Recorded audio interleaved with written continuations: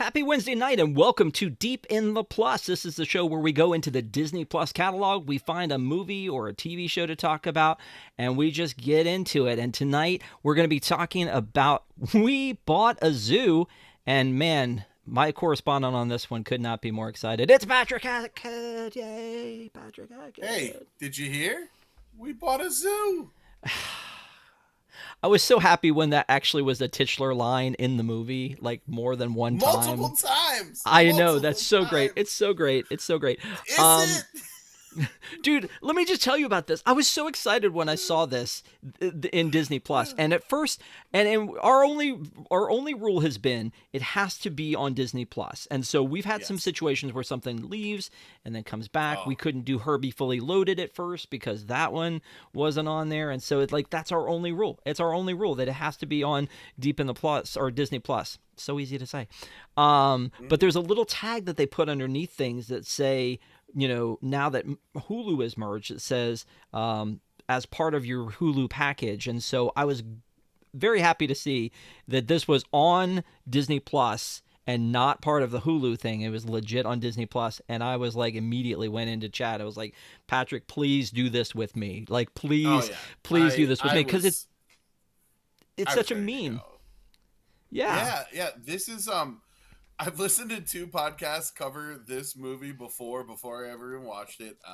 It was the subject of Blank Check, which is a fantastic podcast if you listen to it. And also, I think I've referenced the Flophouse several times on here, and they talked about that. So I'm excited to give my 2 cents, and I can't wait to hear what you think. Because honestly, this is probably the least I've texted you when watching a movie. I sent you one text, expletive filled, that we cannot share with our group today. Because I man, the one thing that I'm bummed about is I had to watch this movie in 2 takes. I always try to watch the movie in one sitting, and I had to watch this in 2 takes because in the scene where Chekhov's snakes appear, I have a terrible, terrible fear of snakes, and it was right before bed. And I was like, I know those things are gonna pop back up, and I'm not feeling like having those in my dreams. So I stopped it and picked it back up today. It's fresh in my mind.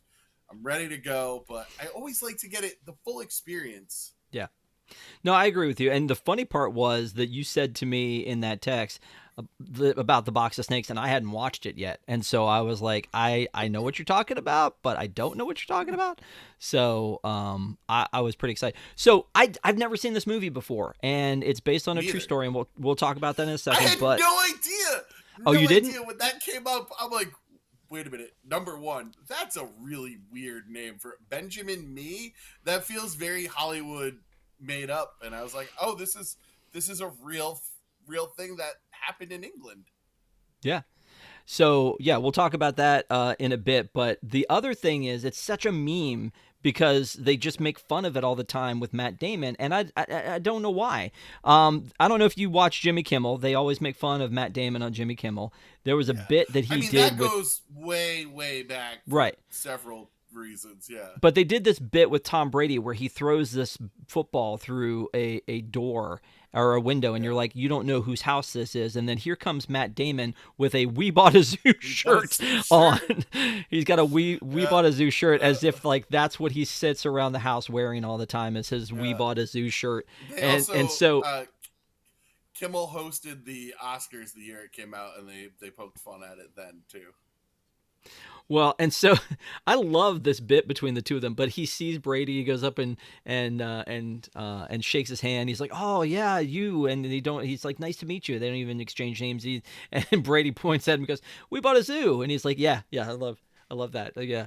And it's so funny. It's such like I said, it's such a meme of Matt Damon. It's like the thing that he seems like maybe he was ashamed of doing. It's a silly title, but again, it's a real story that happened. Yeah. And when I watched it, I was expecting to hate it. We'll talk about it at the end, but I was expecting to hate it. So is this your first watch through of this? First watch through. Yep. So this is me learning about all this in real time, watching it. I mean, I knew the jokes about it. I knew that the titular line was said. I did not know it was said more than once, which and I knew the gist. I knew the gist of it. I don't think I really knew what I was getting into. Well, and I knew Matt Damon was in it, but I don't know that I knew that Scarlett Johansson was in it. Can we call her did not ScarJo? know that. I mean, I think we shouldn't. Yeah, We're we not should. that We tight with shouldn't. her. Okay, No, all we right. shouldn't. Sorry, I thought Yeah. you were gonna. Thought you were going the other way with that. I thought you were gonna go. Yep, we totally should do that. All right, Miss Miss Jost, Mrs. Jost. I think Okay. you should call him Mr. Johansson if anything. Yeah, definitely that. So anyway, this movie is originally a 20th Century Fox, which again was why it Yep. never was really on my radar. I'm pretty religious about if it's a Disney movie, I'm gonna watch it at some point, give it a try at least.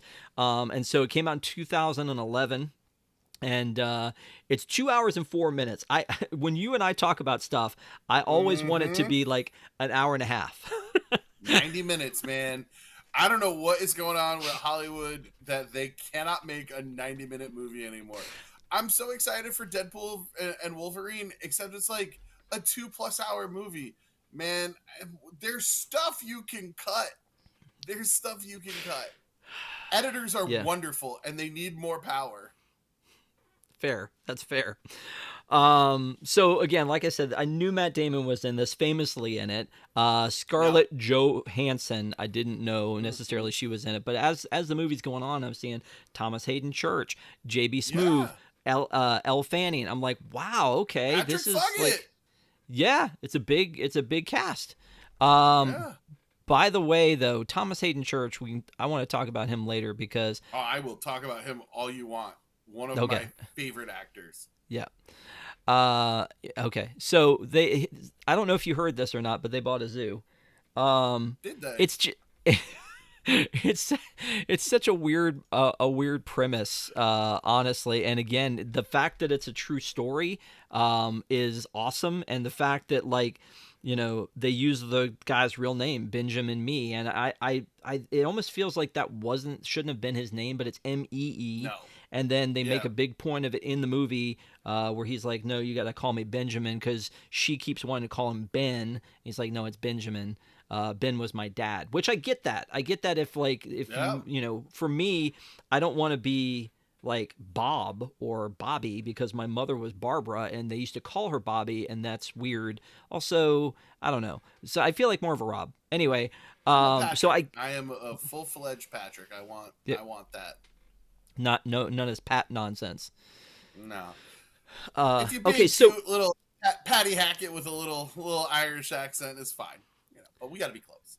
So I was expecting going into this movie for a family, funny movie. I was thinking somewhere along the line of like the Alexander and the Very No Good Horrible Bad Day, or whatever that one's called, with Jennifer Garner in it, or something a little bit more Cheaper by the Dozen, or that kind of a thing. But it's actually a very serious kind of a drama story. When I push play, I'm like, this says 2 hours. That can't be right. This says drama. That also cannot possibly be right. How are we going to make this serious? Like, I thought this was, I don't know, man. Wow, I'm going to throw one way out of left field. Bruce Almighty 2. That's what I was thinking I was getting into with this. Is like that kind of animal management type movie. Evan Almighty. Dr. Dolittle. Evan Almighty, yes. I forgot that it was titled that. I was struggling, and I wanted to show off a bit. I appreciate it. Oh, it's good. Yeah. It's always good to get the right information. Like a Dr. Dolittle, something like that. It doesn't. Nah. Dr. Dolittle is probably more in the vein of what I was thinking as well. But again, it's a drama, and it starts off right from the bat. You got the kid narrating and talking about his dad, who's a reporter. He's an investigative reporter, and when it starts out and he's got all the bees and he's doing the killer bee story, the first thing I was thinking is this part of the zoo? But it was not, and they're kind of going around and they're kind of showing through. And again, you and I have talked about exposition. I like that there's narration. Don't insult me with exposition. And then on top of that, to be able to show what it is that he's done in his past, rather than tell me through dialogue. It feels like you're insulting me when you do that. They're building his character and who he is, and they're showing, not telling. They're telling a little bit, but I one of the more innocuous openings, I think.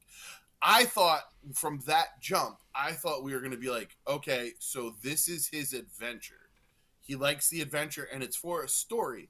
I expected when he went into his boss's office a little bit later on that it was going to be for this story. There's a zoo for sale nearby, and I'm going to buy it and rehabilitate it and cover that as a story. Yeah, I do. How they got to the zoo part, it was not expected. It was not what I expected either. So there's the bit though that I wanted to talk about first, where he's interviewing this dictator on a bus somewhere, and it's not in English, and he's like nodding his head a lot, and he's recording everything as if he understands all of it, and then he stops and he says, "Okay, what's your favorite movie?" And then the dictator goes, "Toy Story," and I was just like, "That's funny." And I love when things that reference Disney funny. Become part of Disney. I love when that happens. Yeah. And then the first or second, I was like, "Oh, really? We're gonna go with Toy Story 2?" I know. He's like segundo. Like, okay, all right, it's the second one. Mm-hmm. So when this first opens again, after the narration, after we see this, we still don't have all the information yet, and then we see Benjamin taking his kids to school. And he's got a young daughter and what looks like a maybe middle school age son, and he's a single dad. And again, we still don't have all the information. Why is he a single dad? Is mom somewhere else? And then you see these people bringing him consoling that was casseroles. Hysterical. I did not catch the actress who played that, but man, it was chef's kiss. And then jumping ahead a little bit, the fridge full of lasagna. Because as an Italian, when somebody dies, that's what's happening. It's going to be food coming straight at you. Man, it was... so there's so much heavy in the humor here. We get the little bit of slapstick with the breakfast and the backpack and where does mom buy backpacks? And then, yeah. Mm-hmm. So, one of the things that that he says, going back to what you just said, was he was like, with the sympathy food, it's like, why does it always have to be lasagna? And he's opening the fridge here, and he's like shoving in like one more thing of lasagna, and they always go, just bring the dish back whenever. And so he's not eating this food. So he's in the car when we learn that the wife has been dead for 6 months, because he says to his son, "You're going to get an F." And he's like, "They don't give Fs to kids whose mom died 6 months ago." And then that's when I'm like, what? Like, it just like hits you in the face that's what's happened here. Obviously he's trying to keep it together with the kids and everything, but that's really the bigger story here, I think, in a lot of cases, than the zoo. They focus a lot on him struggling with it, whether it's him struggling with his kids and how to raise them as a single dad, or how to get past the haunting. His daughter is parenting at 7 versus him doing any parenting. She's making lunch. She's the one who tells him, he does love you. I think... we'll get to our kind of will we recommend it later, but I think the big problem in this movie is that we don't know what kind of movie it wants to be, because there's like 3 different plot lines that are going through, and they interweave, but they don't tell a coherent story, I don't think, in my mind. There's the family drama, there's the zoo drama, there's a bit of rom-com going on. So I think like it gets a little lost in the sauce. Well, you and I watched and did a review of, and I hate to even compare the two because they're not the same, but Alley Cat Strike. And Alley Cat Strike was a DCOM, and we talked about the fact that there were too many stakes in it. Because one of the stakes was which town is going to win and be the one to get the name of the town. And then the other one was, by the way, we're also going to lose the bowling alley if we don't get enough money. And it's like, hey, whoa, there's too much stakes here. Pick one. It was a 90-minute decom. Pick a stakes here, and I think that's what you're saying in a little bit here. Is it's the struggle of him trying to raise the kids, but it's also the struggle of him trying to move on with his life. But it's also the struggle of what does he want to do in his occupation. where does he want to live, and then what happens with the zoo and trying to save the zoo, save the people who are there, and all that kind of stuff. So again, I saw none of this coming, dude. I literally thought it was going to be some Paul Blart zookeeper. Because isn't there a movie called The Zookeeper? Like with there is. That's a Rob Schneider movie. Ugh. I'm just saying.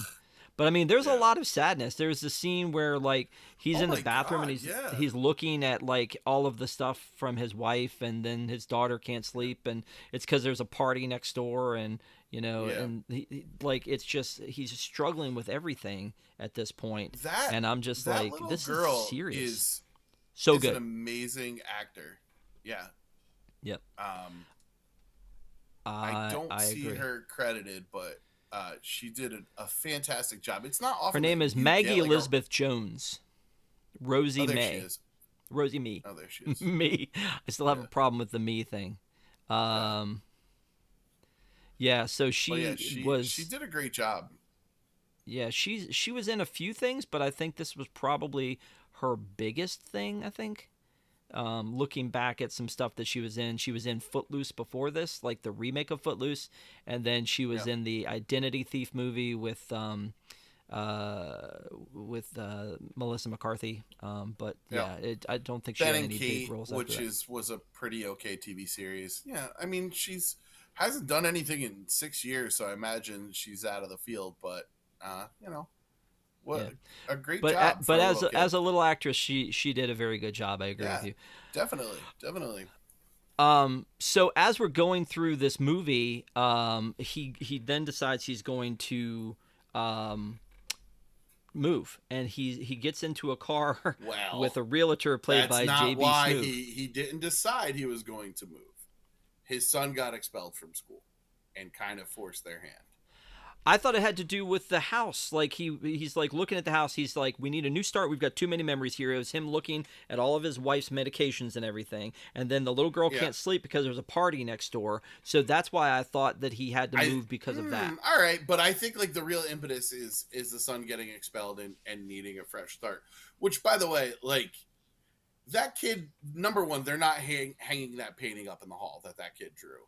Number two, that kid's going to be in state mandated therapy for drawing something like that. Like that was disturbing, legitimately. Like you knew it was going to be something, but I didn't think it was going to be that picture. And he felt he got expelled for that, and his dad corrects him and got expelled because he stole. Yeah, but, exactly. Classic acting out behavior, trying to get some sort of either approval or attention. Yeah. Like that's neglect for that principal not doing something more substantial than expelling him from school. That kid needs help. Yeah. Like that was too far. Too far. I think they needed something different. I was looking for something that was going to be like representative of how sad he was. That is more of a violent tendency sort of a thing. So I wonder though, and again, we know this is a true story. Do you think that was an original from the kid who, by the way, the original kid, I think was younger than this kid. I think the daughter and the son were closer in age than they're portrayed in this movie, because I went and looked at some pictures from the original guy, and it looks like that his kid was younger. So anyway, I mean, not that matters, but I wondered if it was like a real thing. But I was gonna think it was something that was reading the memoir after this. I kind of want to know more about Benjamin. Yeah, so there was an original story, and then they wrote a book about it, and then the movie is made about the book. But it's all kind of based on the original story. So the mom died 6 months ago. I don't think ever figure out what. No, I don't think we assume cancer, because there was mom in pain at the end. She knew she was dying. She looked worse than she was, but they never say cancer. I don't think. I think we're okay with not knowing. I mean, some ambiguity is all right there. Did you see the TV show that was called The Unicorn? I bet you didn't watch it. It was No, I heard of it because Walton Goggins is like one of my favorite actors again. So he's phenomenal in everything he's in, but I didn't watch it. Yeah, he's in Fallout. It's a similar thing, single dad raising kids. Yeah. Raising two kids. And everybody, all the moms, the single moms are making a move on him because he's a unicorn. He's a nice dad who didn't get, he lost his wife. He didn't get in a divorce. He's still got the kids so that's the move that all these moms are making on him as it goes along. He tries to pitch an idea to his boss, about the story he wants to do. His boss turns it down. Apparently he works for a newspaper. He's decided newspapers are dead. He's trying to save his job. He's like, that's pity. I quit. I'm thinking that's the dumbest thing you could. I hope that the original story, it wasn't that cut and dry, because I feel like you are a single dad, single income, 2 kids. You got a lot of stuff going on. Just deciding to quit because they're really offering you pity. Yeah, exactly. It felt really irresponsible. But you're somebody who has gone through grief. It makes you do crazy, stupid things, and I could see that in 6 months you're still really fresh, and I could see doing something like that. By the way, the story title is horrible, so the boss was right to offer him something different. Apocalypse, brutal. Yeah. So we cut back to he's going with his daughter and JB Smoove, who when do you not love a good JB Smoove appearance? Addition. JB Smoove is such a great character actor. Commands the screen every time. Yet he's always JB Smoove. Like, he's not he's always himself in it. Like, I feel like they just didn't give him a script and they just put him in the car and they're just like, just tell the story. You're a real estate agent on your first day. Go. Yep. But again, you learn a little bit more through light exposition here, because he mentioned, Rosie's in the back seat, mentions, hey, my mom died, and he's like, we don't say that because he didn't know her, and then he handles it really well, and then you're endeared to him because of the way he handled it. Any and then parent he goes away. Yeah, when your kids, when they're that good to your kid, somebody's that good to your kid, you're you like them. Yeah. But yeah, he goes and he's taking him around to all these other houses. But it's funny to me, the way they have all the, I don't know how they're like. It seems like a bad house montage, like house hunting montage. It does. Because really they just pull up to the house and go, nope, not that one. You saw a picture of it. You could have just decided that. Yeah.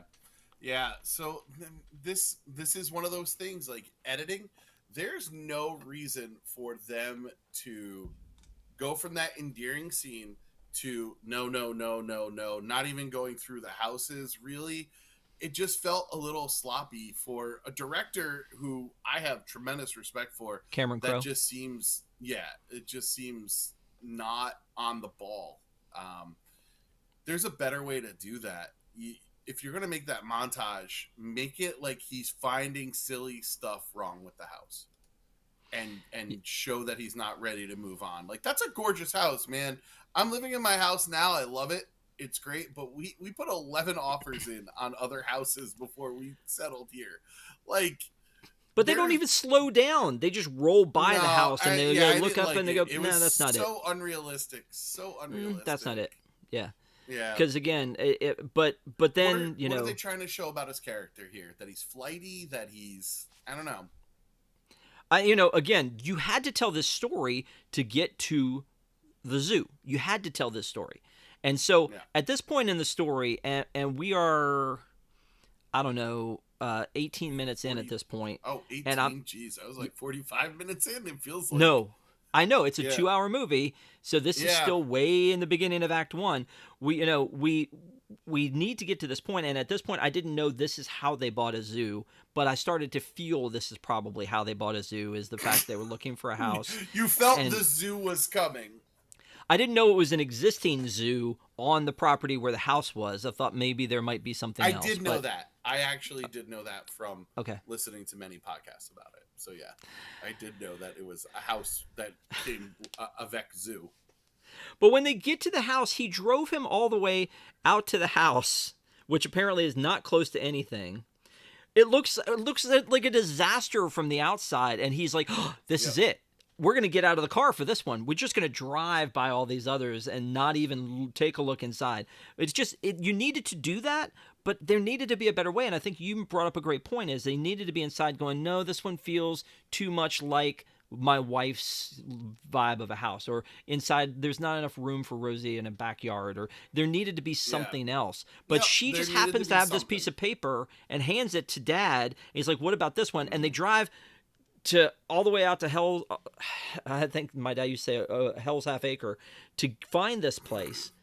And they get out there, and he looks at the outside of a horrible shambles house and goes, oh, this is it. Rosie, look, this is it. And they get in, and then JB Smooth's like, no, you don't want this one. You don't want this one. And he's like, yeah, I do. He's like, you don't want this one. And he never says why, but he continues to give them a tour. And it's almost like he's trying to push them back and go, don't come in here. But you drove them there, and you didn't say before you left, before we go out there, here's the caveat.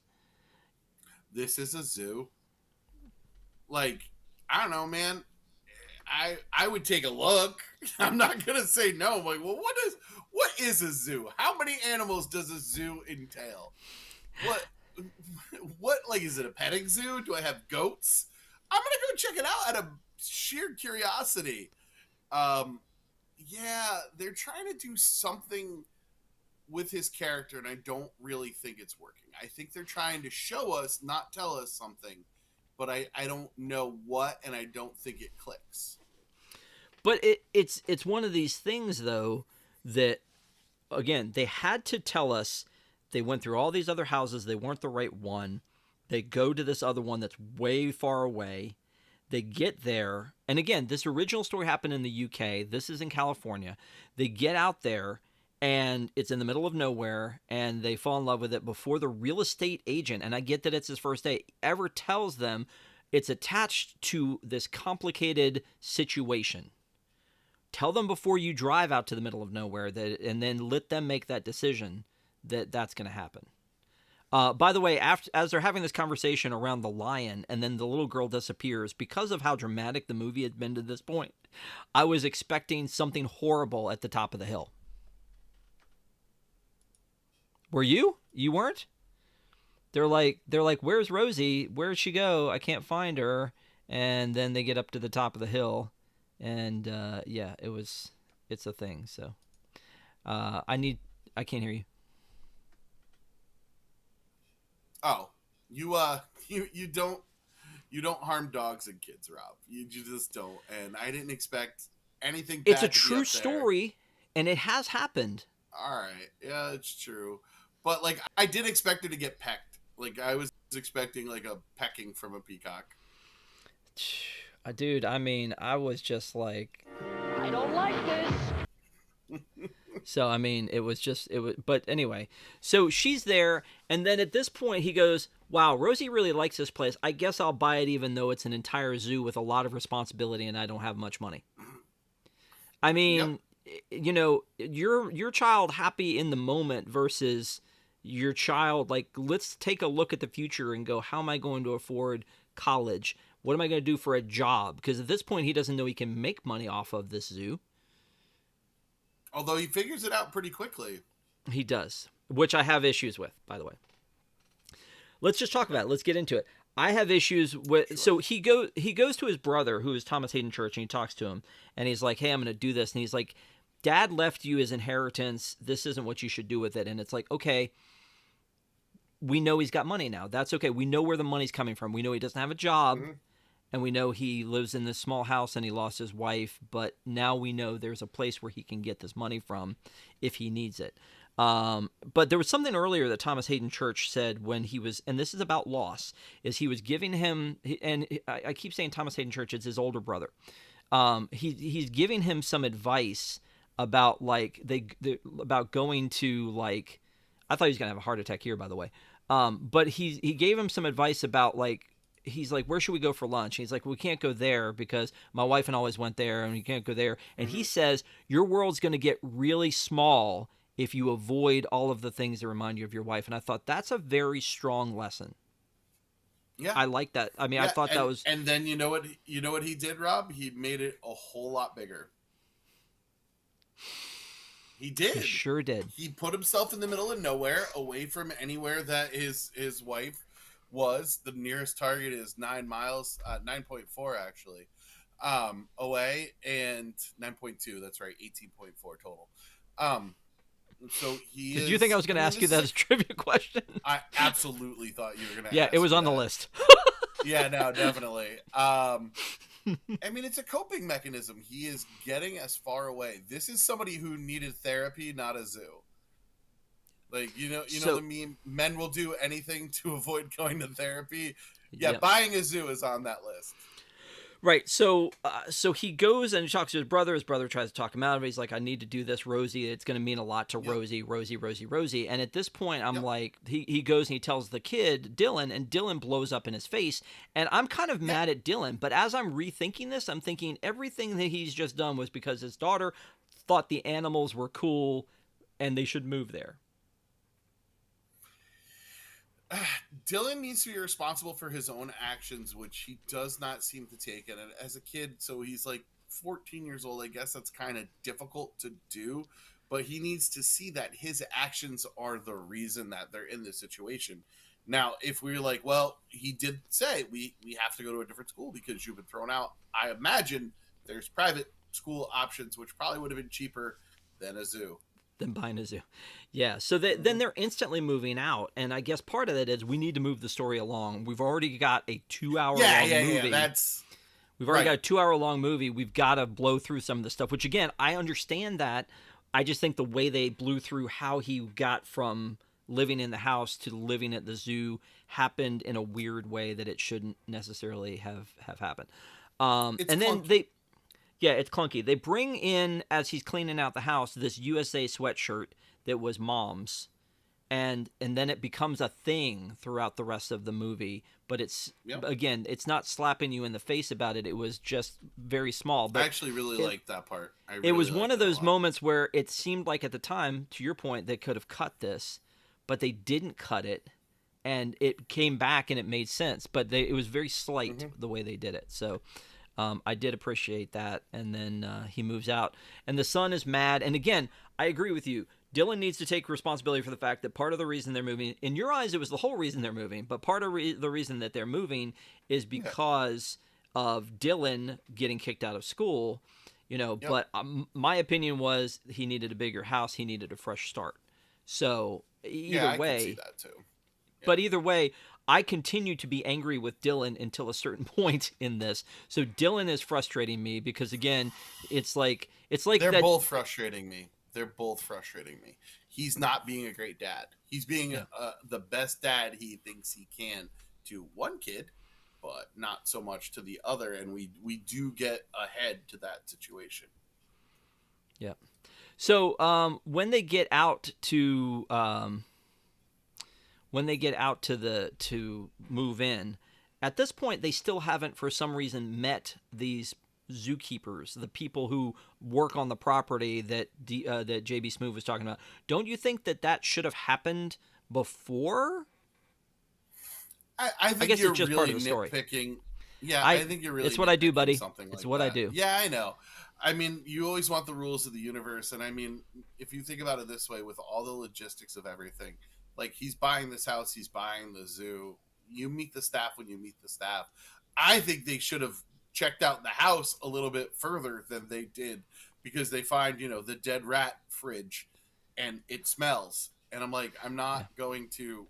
What a motley freaking crew this is. So, but I mean, it makes sense sort of who these people are in here, and I get that they need certain ones. Like, so you've got the accountant, you've got the like the kind of the habitat expert, you've got the zookeeper, you've got the monkey guy who seems like he really doesn't need to be there, and then you've got the how dare you, Patrick Fugget has every reason to be there. Then you've got the niece, and there are like one or two that we haven't met at this point. The thing I have is that the girl who's in here, and I don't remember the actress's name who plays the accountant. But I've seen her in like a ton of Judd Apatow movies, I think. Yeah. Carla Gallo. Something. Yeah. Carla Gallo. Yeah, I feel like I've knew seen her in like from 40-Year-Old Bones. Virgin and Yeah. oh, okay. But she's in there and he's trying to pay all these bills. And again, I hope JB Smoove at some point said, by the way, this is going to cost you $200,000 in zoo upkeep that we haven't told you about yet.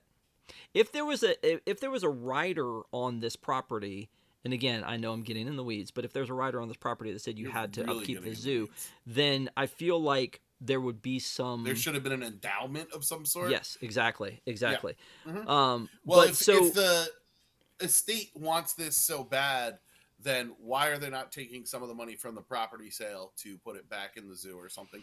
Yeah, I don't think you're stretching on that one. yeah. So anyway, he's got the money that he had, and he's just writing checks left and right to all these things because apparently they're in arrears, and then they also need to pay the staff. And I always think when I see this for this staff, I'm thinking Tiger King. You remember Tiger King? You remember when Yep, COVID happened and everyone was talking about Tiger King and all these people who basically lived at the compound and worked 24 hours a day, 7 days a week, and just did it because they love the animals. And I felt like that was this vibe, is like these people just live there and just this is their life, and they live and breathe these animals, which may, that I don't think a real zoo, like a publicly funded zoo, works that way. But I do think that there are probably some of these smaller zoos that maybe that would be the case, like the Tiger King. So that Tiger King is like echoing in my head when all this happens. The woman who's the accountant keeps coming to him going, oh, yeah, you shouldn't have paid that to deliver on Saturday, and oh, you shouldn't have done this. And it's like, then if you're the accountant, then you do it. Why? Yeah, why I hated that. I hated that she is kind of the villain in a way.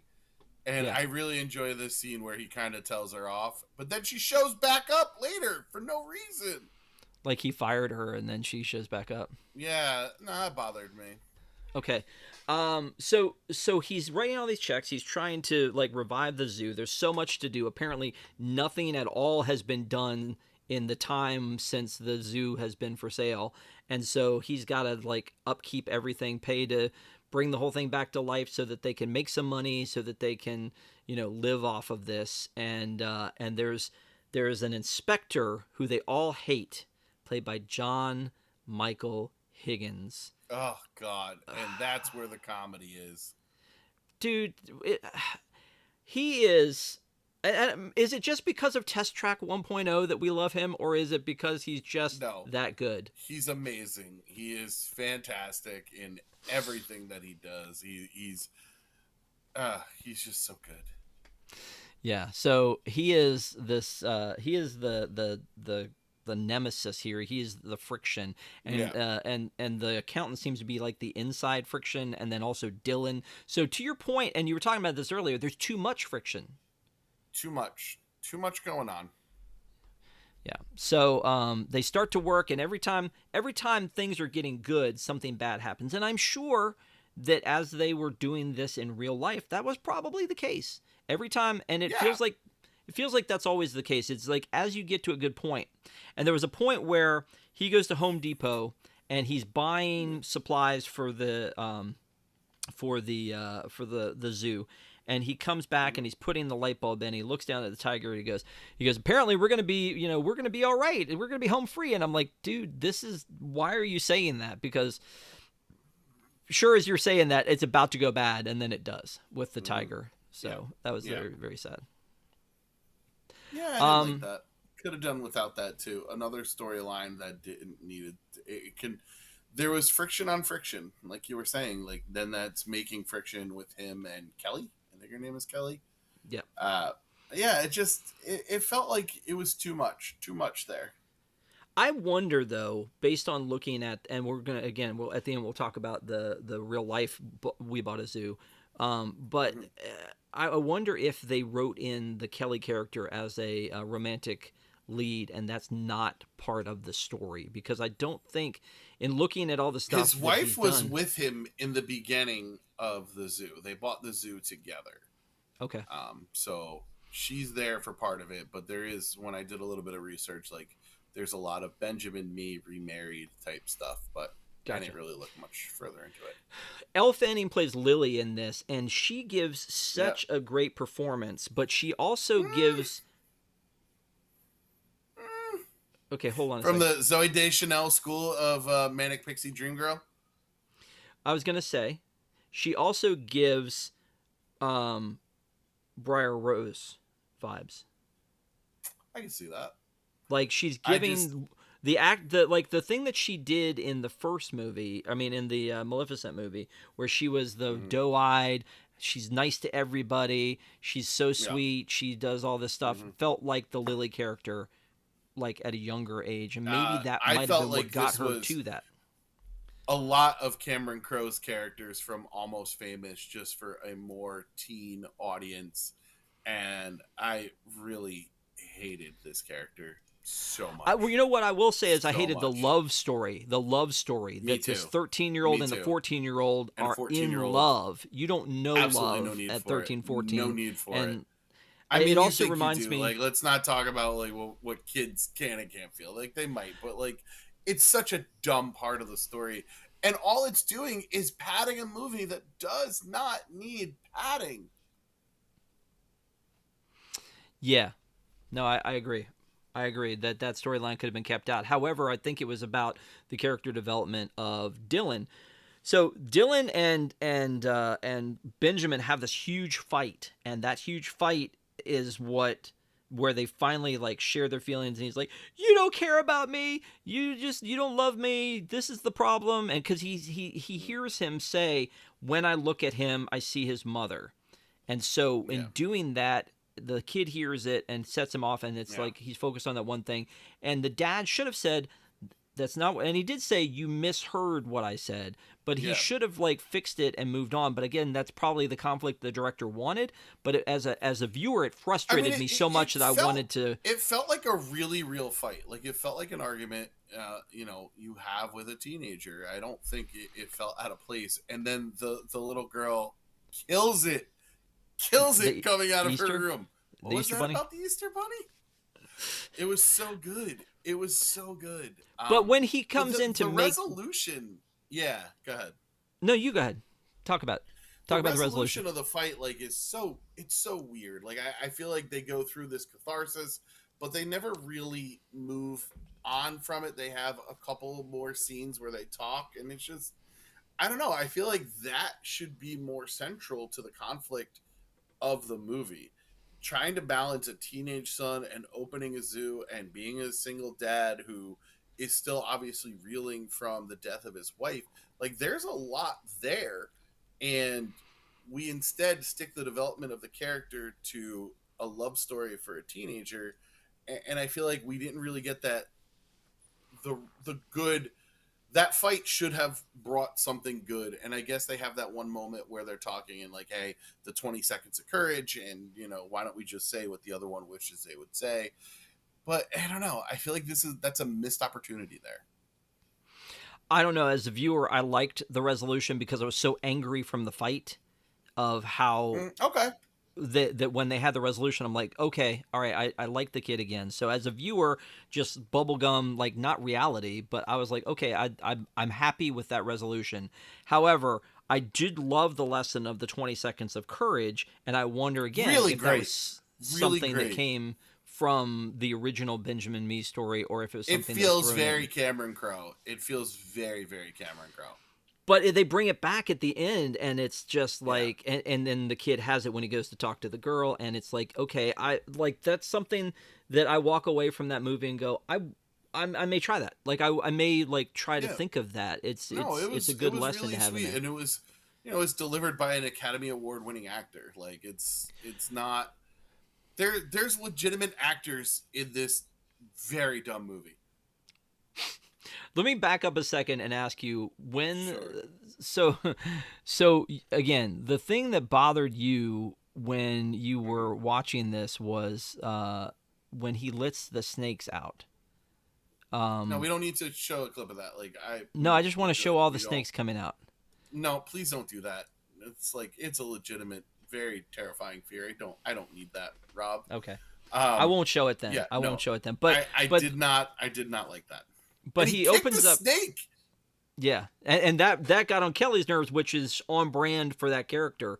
Is he's like, I didn't love when he kicked the gardener snake, but when let's talk about one of the things that like tells you your kid is down a dangerous path is abuse of animals. Like they take what are very serious red flags, especially in this day and age, and just kind of poo-poo them with like, oh, it's funny. And it's not, because I've worked in schools, I've worked with people who deal with a lot of trauma, and this isn't like funny. This is legitimate warning signs for the character. Yeah, I don't disagree. The thing that I had a problem with was, and I guess again, I don't know if this was a real story about the snakes, or if it was, or if it was made up for the movie to show for Hollywood. But the fact that the kid opens up the box and then leaves the box without locking it back, and there's no lock on it, which it feels like there should have been, but no lock on the box seems like a big, huge. Yeah, it seems very. It seems sloppy there. Yeah. Yeah. Okay, so again, I won't show that. We won't talk about it, but Thank you. I appreciate that. Yeah. But let's talk about the inspector. So we talked about him as an actor, but let's talk about the inspector character and what he's doing here with like his his measurements and all this stuff that he's got. So it's funny, but it made me think, like, do you think Conservation Station at Disney is under this kind of scrutiny? 100%, 100%, Rob. Okay. From my experience in managing state-run facilities is that the inspectors will pop by, and they will pop by with purpose before an inspection, because they want to see you preparing for that inspection. They don't want you to show up on the day that they're promised and what you've been able to accomplish by them. They want to see where you're at on a regular day-to-day. So yeah, that felt very, very real to me from my own personal life experiences. And John Michael Higgins just makes it so light. And that tape measure, whoever decided on that gag or found that, and they deserve an Academy Award. Like, it was brilliant. Some of the things where he's like putting the tape measure on and kind of looks back at Benjamin. Oh God, it was feels good. Like yeah. But I guess some of it, and especially when he does the actual inspection, and he's like measuring, like, I don't know. There was a lot of it that felt like it was almost overkill, and maybe that's because he's that kind of inspector. But you think it was all in line? Or it could be his relationship with McCready. Like, they really go hard to set up that relationship. I think that's fine. I mean, he could just wants to be to the letter of the law. Even when he invites him to opening day, he says, "I don't fraternize." So I think that's completely believable. Do you think that the bear story actually happened? I don't know, but it really cracked me up. It was great. It was so good. Yeah. That bear actor, fantastic. Didn't really like their work in The Revenant, but I thought they were great here. Sure. All right. Well, let me just stop and say thank you guys for watching. We appreciate it. If you have not already, please give us a thumbs up. As it helps people to find us, and and then just tell some people about Deep in the Plus, deepintheplus.com. You can check out over 200 reviews that we've done. The only person, other than me, the second that has done the most is Patrick. And so thank you for being here and doing stuff like that, Patrick. And because of that, and I've already heard you say, oh no, I think I'm going to ask you a couple trivia questions. And I know this one might be a little bit harder because I think you said you were a little bit more focused on this one. So some of these things, I'm going to try to be fair on some of these. Okay. We talked generically about his wife. What was his wife's name? Catherine? That is correct. Yeah. When they were going around doing the house tours, Rosie had a camera. What was the brand of that camera? It was very 90s. Was it? It felt like it was that. I remember. Was it the little Nikon? No, it was a cheaper brand than that. Vivitar. No. Okay. Wow. It was Vivitar. Wow, yeah. Rob. Wow. I know. All right. I know. What moving company did they use? I see the truck in my head. That's a good one. That's a really good one. Strong Movers. Mayflower. Mayflower is a pretty was a legit moving company. Wow. Yeah, right. yeah. It was a legit moving company. Right. That's a good What's one. the name of the zoo? Rosemore? Broadmoor? Rosemore is correct. Rosemore Wildlife Park. Yeah. Rosemore is the fictitious zoo. Broadmoor, I believe, is the real zoo. Dartmoor is the original. Okay. Is the real one. Yeah. How old is Kelly, the zookeeper played by Scarlett Johansson? Rob, I don't believe it's appropriate to ask someone their age. 32. She tells us 32. She's 28. She does. Yeah. Because she's like, right. yeah. Yeah, I remember the scene. Yep. What year was Spar born? The lion or the tiger? I know who Spar is. They put up this beautiful plaque at the end. Yeah. And it actually sure has the date on it. 99. Close. No, 93. it was 820. Oh, okay. you're like, no, okay. Here. You want to hear the unfair questions I have? Sure. He keeps writing checks to pay for all this stuff. What's the name of the bank? No idea. That's a good one though. Rosemore Bank. Really great. Because they keep showing the bank pad. Yeah, but they again, show the card too. He has it on the card. Yeah. Yeah, Rosemore Bank. Man, I really brushed up on my 1979 FA Cup final with Manchester United versus Arsenal. The score at the time when they show it at the pub is 1-0 Manchester United. But ultimately, I try to find things that ends with a 3-2 victory for Arsenal. I actually meant to wear my Manchester United shirt today in hopes that you would ask that question, but I grabbed the wrong shirt out of the closet, and I'm just like, I was wondering why you're repping San Francisco this time. I know that's your team, but still. It was supposed to be my Man United shirt, but just didn't want to make more laundry. Here, listen, get this one. They drank Stella Artois at the bar. This is one that came right out of the gate for me. What color are the cabinets in his original kitchen before they move? White? Yellow. There's this ugly mustard yellow. Yeah. That kitchen, that's a weird house. Yeah. He just likes weird houses. That's his thing. Here's the last question I have for you. All right. What are the last 2 words said in the movie? Why not? That is correct. That is correct. Yeah. Because it seemed to be like just like the 20-second thing. It seemed to be and the sweatshirt. It seemed to be something that a seed was planted, and then there was a payoff. And Same thing with the snakes. Same thing with the snakes. And it ended on a high note, and I was like, the seed was planted, and I didn't think it was coming back. I almost didn't even pay attention to the original thought, which was the end felt like such a almost like a post-credit scene to end the movie. You know what I mean? Yeah. Like it didn't feel attached to the film. I guess it shows the character's growth. Honestly, that scene would have been better in a different place. I felt like the impact of it was lost in the placement of it because we already had the big opening of the reveal of the zoo. If that was put into when he is talking about the relationship between the father and son, I think that might have been a better place. That he's willing to get over his grief, his anxiety, to take them to this place and tell them more about their mom. I think a lot of us who have lost people early in their life want to know more about the person that they didn't really get to know growing up. Yeah. I think that, would have been a good place for it. It felt like such a tag on. Yeah, I'm going to disagree with you for this reason, that that there's conflict with him being a bad dad, with him trying to come to grips with having lost his wife, with trying to relate to his son all the way through the movie. And once they resolve the conflict, we have to resolve the zoo first.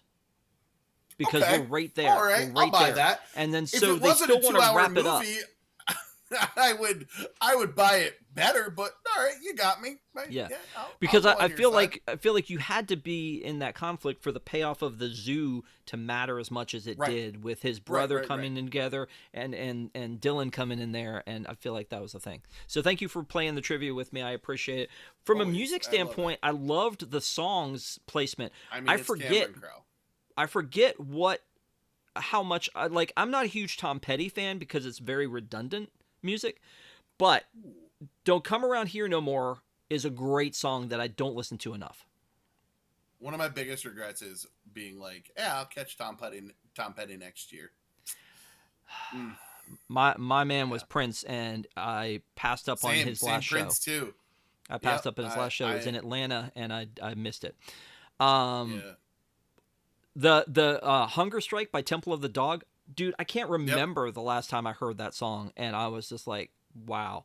And then the Cat Stevens song, Don't Be Shy, like felt like it belonged in here, but it was, the other two songs were very like nostalgic for me. So anyway, there was probably other music, and those are just the ones that stood out to me. So we get back on track here is that they've had the pop-up inspection, and then they come to grips with all these things, the fight with Dylan, and then Dylan trying to get back together with Lily and show that he's using his 20 seconds of courage, and then Kelly is now starting to infiltrate into the family, and it's one of those things where it's like they kept the love story to a minimum, and they even had that moment where like, we're not gonna do this, where he says to her, I find you attractive, but just so you know, we're not going to do this. And then they have that moment at the end, and it kind of pays off again. It wasn't the focus of the story, but you had it in there. And again, I don't know if it's real, but it was, I thought that keeping it separate for a while may be out of necessity because there's too much to tell. I just could have done without it, but I feel like it's obviously a thing that's going to happen when you have two attractive people as your leads. We do need them to, fall. By the way, this family has too many paper calendars. Everybody's circling and scratching off and having calendars, and they're because they're all counting down to 7/7. Why does 7/7 matter? Because that's the day the zoo actually opened. Ah, gotcha. Okay. Wait, like originally? Yeah. Okay. No, that's when Benjamin Mee reopened it. It opened on July 7th. Okay. The real Benjamin Mee. Correct. Yes. Okay. All right. So there's this thing again where they continually, and like I said, life is like this. Everything starts to reset. They get everything good. We're on a roll, and then something bad happens. So they get to a point where he's finally out of money because all these things cost so much more than he had bargained for. But like, it seems to me he spent hundreds of thousands of dollars, but maybe he hasn't because everything is so expensive. And then but the team gives up on him so quickly. I mean, he's poured so much money in here. How have they not bought into the fact that he's there to play? He means it. He's on task. But then, like I said, the accountant has this meeting where she riles everybody up and says he's out of money. He's a fraud. Well, that doesn't make him a fraud. That means really he gave everything. He gave everything, and so we should be supportive of him. But then again, things go bad, they go good. Things go bad, they go good. But then finally, everything's ready to go. They've passed the inspection, and then it's the worst rain in 100 years. Do you think that was actually what happened? I mean, it feels like England, I often talk about how for our awesome wigs on Patreon, we should do a bit where we punch up scripts. And what I would do is I would take out the house hunting montage. I'm really sorry, JB Smooth. You were fantastic in it. And I would replace it with a bunch of people who tried to buy the zoo and failed, because that's what it feels like. But they don't ever get like, oh, well, we've been through this owner, and Six Flags came by, and Disney came by, and they all tried to do this, that, and the other, so that the staff has a reason not to trust him. The staff doesn't have a reason not to trust him other than they don't think he can do it. That is playing off of the real world stuff that happened, because originally his bid to buy the zoo was turned down because he doesn't have zoological experience, And believe it or not, it's hard to run a zoo. And not a zoo. Ha ha ha. I can see what you did there. Not a zoo. Yeah. There was a moment where he goes back to talk to his son, and I guess his son is sleeping, and I was looking for it, but his son is sleeping, and he goes through his stuff. And his son is a really sound sleeper, by the way. I mean, he definitely sleeps through some stuff. I always wonder in scenes like that, like, is that just like a body, or is that a poor kid who needs to act while Matt Damon is sitting very close to him and petting his head? Like, that feels like difficult acting to me. Okay. I have a question for you then. Sure. No, all right, let me finish that part. So the Sure. kid's laying there, and he's going through his stuff, and it's happened before, and he goes through and he finds the picture of the tiger. Did you know at that point he was going to use the picture of the tiger as the logo for the zoo? Because I immediately knew that's what was going to happen. I did not. I don't think I picked up on it enough. I don't think I clocked it, really. There were parts when I was a little drifty watching this. So he's going through all these pictures, and they look a little less desperate and dark. And so then he does the one, and it's so clean on a piece of paper. I'm like, yeah, that's going to be the logo. That's going to be the logo. Here, but you were asking the question about the dead. Like, do they have just like a fake body or whatever laying there? Yeah. This is what racks my brain. This is what just makes it itch when I'm watching a movie. Is when they do photographs in a movie, and they're like of the actors at a younger age. I always wonder to myself, like, did they actually grab photos of the actor at a younger age? Did they? I mean, that certainly looks like a photo of Matt Damon at a younger age. Do they Photoshop these people in? Like, what do they do? Like, like on Modern Family, where the kids are up the stairs. Like, what do you get paid for a role like that? You're Matt Damon's dead wife. You get to be in like 30 seconds. You don't really talk much, and there's going to be a lot of pictures of you. You're going to be in a lot of slow motion. She's in more than the normal like person I lost or you lost is, because there is a lot of flashbacks, and then the scene in the diner, which was a little weird at the end with her, like, you know, them all seeing her and saying hi, Mom. But like, I think she's in more than that. I do wonder, to your point though, like if it's something where it's just a person in photographs, what did you pay them? Obviously they're not talking. Well, obviously now it'd be AI, and they try not to pay anything for it, and there's a whole strike. But with these photos, like, I wonder if like they just use photos of the kids when like, or of the people when they were younger, and they're like, hey, do you have some photos of you? Or if they Photoshop stuff up. Like some of it, I don't know. Looks Photoshopped. But anyway, when he came up with that logo, I was like, that's exactly where this is coming from. You went way back in the movie. We were almost out of here, Rob. You went diving way back. I know. Sorry. The back of the movie. Deep in the back of the movie, the new name of the show. I don't think so. It doesn't sound great. So the sun comes. We'll just do a new show called Only the Credits.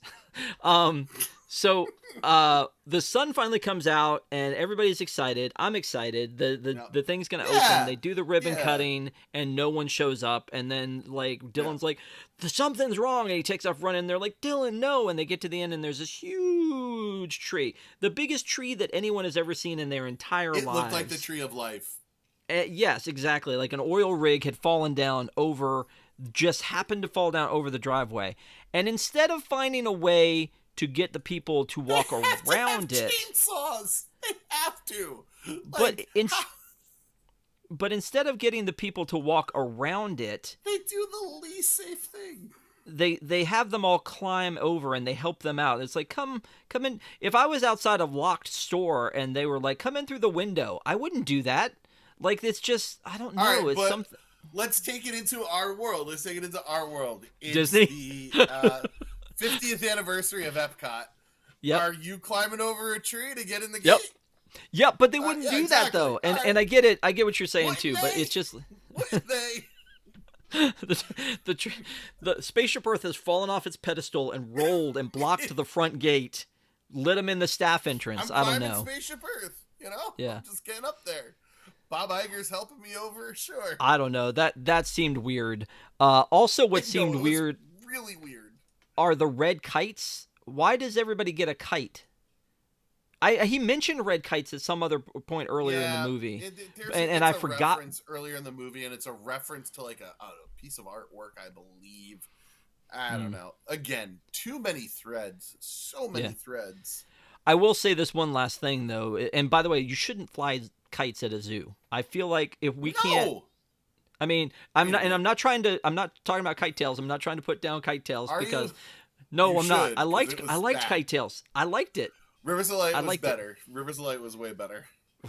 I didn't like Rivers of Light, nor did I like... Rivers of Light didn't harm anybody in the audience. I want to make that abundantly clear. None of Rivers of Light crashed into audience members. It's fine. So what I was going to say was, there is a moment at the very end when all the people are coming in to the zoo, and I wrote this down because there's a girl that walks by and says, "Thanks for saving the animals," and I literally teared up. Like, I don't know why. I mean, maybe I was that invested in this movie. Yeah. You're like, not me, buddy.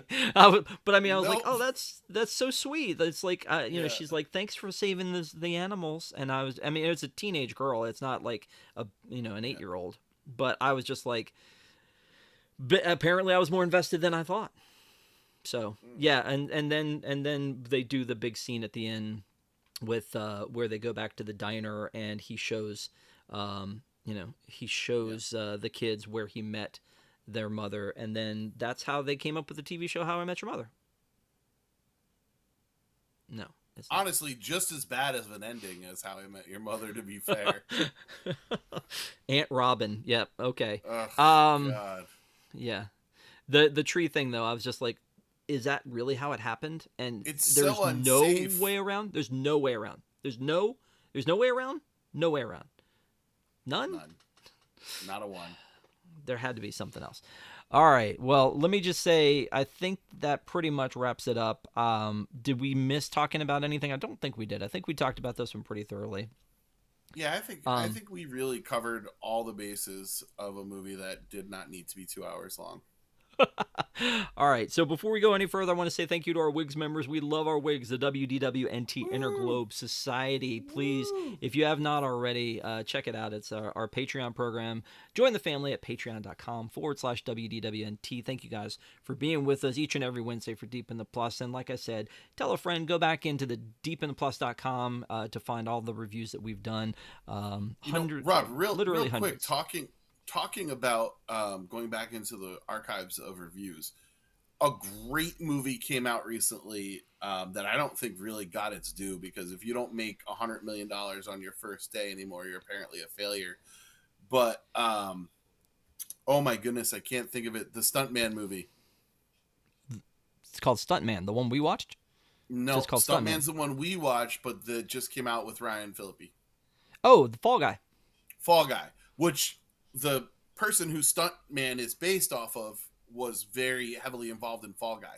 Watch the movie Fall Guy, and also go back and watch our Stuntman episode, because that is no longer on Disney Plus, and it's a real shame, because that was a great documentary. Yep, agree. What is coming up for us, though, real quick, is, and this is just in the short term, is here's some of the stuff we've done recently. Last week, Disney and I did a watch along with Star Wars Acolyte. So if you want to watch along with it, you still can. You can fire it up same time as us, watch it with us, so you don't have to worry about spoilers or anything. And then, of course, We Bought a Zoo tonight, and then next week we're doing Monsters University with Shannon, and then for 626 Day we're going to rewatch Stitch the movie. We've already done Lilo and Stitch, so we're going to rewatch Stitch the movie and talk about that one. Before we go, Patrick, I know there was one thing that you wanted to say as well. So I haven't been on a show in a minute, and the WDWNT family lost one of our own. Anthony Aculo passed away, and Anthony was one of my absolute favorite parts of being part of WDWNT. He is a WDWNT Hall of Famer. Yeah, that was the thing we used to do. It's been about 8 years since anybody's been in it. A tremendous voice actor, incredible comedic timing, and one of the sweetest, most kind and authentic individuals I ever met. I look back to my last text to him, and it was asking him to be on the marathon show, to be on Around the Hub. Just a great guy, and a tremendous loss to, of course, his family and the loved one he's leaving behind, but also to all of us here at WDWNT. And he's going to be someone that I severely miss, and I'm glad our paths crossed. It made me a better person. Yeah, unfortunately, I never knew him, but I'm sorry for the loss. So, thank you for that, Patrick. But now the time has come, sir. I don't know, man. I don't know how to answer this question. I don't know how you're going to answer it either, honestly. So I'm on pins and needles. I don't know. We've talked about this movie. You watched this movie. We've reviewed this movie. I've gone way too deep in the weeds in this movie. We've gone deep into the plus to find this movie. Way but deep. The question is, Mr. Patrick Hackett, would you put your reputation on the line, and would you recommend this movie? I don't know. It's a really bad movie, but there were points in time when I was like, I'm kind of loving this. I think it's sloppy, and especially for someone with the skill of Cameron Crowe. However, getting good at editing has never really been a strong suit. Almost Famous is an almost perfect movie, but it's also way too long. You know what? If you have a rainy day and you have kids, it's not a bad way to spend a rainy day. It's funny. It has heart. I would not go out. You know what? This is like the ultimate. If it's on cable, kids look it up. Sit down and watch it. But I don't see any reason to seek this out. So I'm going to say no. I can't really recommend it. See, I'm going to go ahead and say the opposite, is that I actually enjoyed it. I'm glad I watched it. I would recommend it. Like, I watched it alone because my wife was like, that doesn't sound like something I want to watch. And again, because I think it's a meme. I think it's become one of these like jokes because of all the things that Matt Damon has done, like from, the Dead Poets. No, he wasn't in Dead Poets. What was the one that he was in? The one with Robin Williams, that Good Will Hunting? Good Will Hunting, the one that started it all the way through the Bourne movies. Like, he's done so much that this one kind of is that weird thing that he did, and I don't know. I like that I like that it is a true story, and I didn't know that necessarily coming into it, and looked into it a little bit. So, I mean, I would recommend it. Is it the best thing on Disney Plus right now? No. And it's not really in the wheelhouse of what we usually talk about, which is Star Wars, Marvel, Disney, Pixar, like all those things. So this is a 20th Century Fox edition.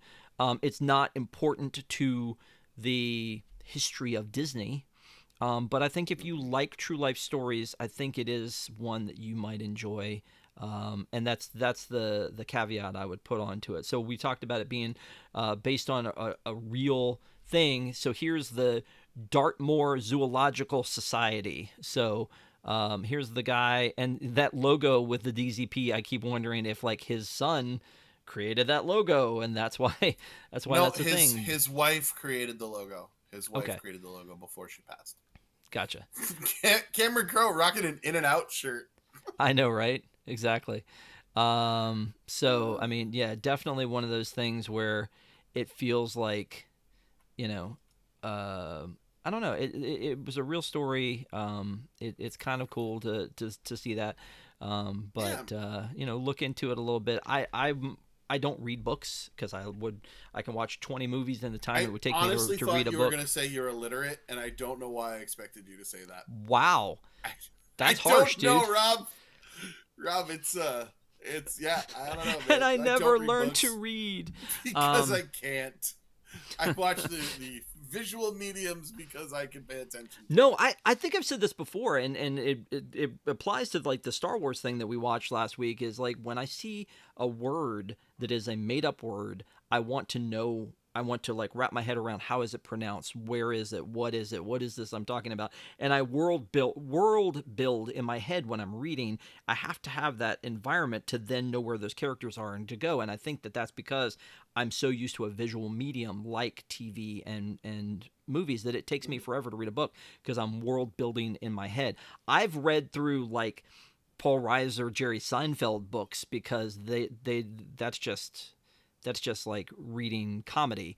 So that's not a big deal to me. But when it's like fiction, I have to build that in my head, and that takes forever. And I've tried to do it with expanded universe Star Wars stuff because I love Star Wars. But I was gonna say I would not necessarily pick up this book and read it. So I'm sure that I might pick up this book and read it. We'll do that, the and then memoir, we'll do not like the novelization. Like I want to read about the real stuff. I don't want to read. Okay. Like well, we'll do stuff. Deep in the Pages will be the next show that we do, and we'll just do our own book club.